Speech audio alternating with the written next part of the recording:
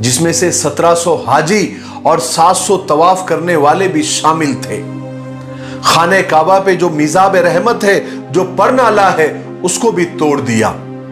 जमजम के कुएं को भी नहीं बख्शा और काबे के दरवाजे को तोड़ दिया और उसके टुकड़े टुकड़े करके अपने फौजियों में बांट दिया और लोगों का माल भी लूटा।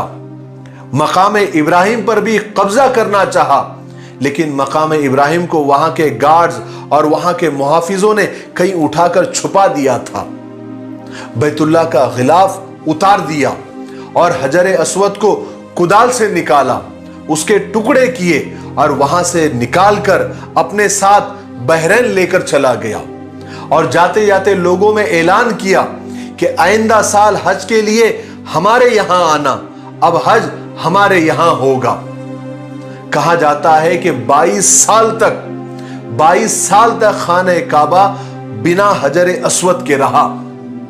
इन 22 सालों में काबा में तवाफ करने वाले सिर्फ उस खाली जगह को चूमते, बोसा देते और इस्तेलाम करते थे।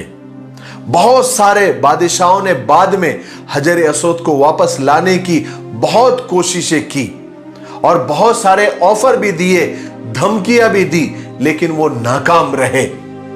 339 में एक अब्बासी खलीफा थे जिनका नाम खलीफा मुख्तदिर बिल्ला था।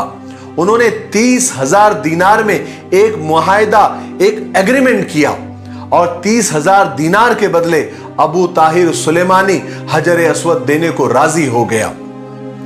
फिर जब हजर अस्वद को लाने के लिए शेख अब्दुल्ला बहरैन पहुंचे तो अबू ताहिर सुलेमानी जो बहरैन का बादशाह था, उसने एक मक्कारी और की, एक मजलिस बिठाई और आजमाने के लिए कि शेख अब्दुल्ला असली हजर अस्वद को पहचानते हैं या नहीं, एक ऐसे ही पत्थर जो एक खूबसूरत गिलाफ में लिपटा हुआ था जिसमें से खुशबू आ रही थी, आपके सामने पेश कर दिया और कहा कि ये लीजिए आपका हजर अस्वद।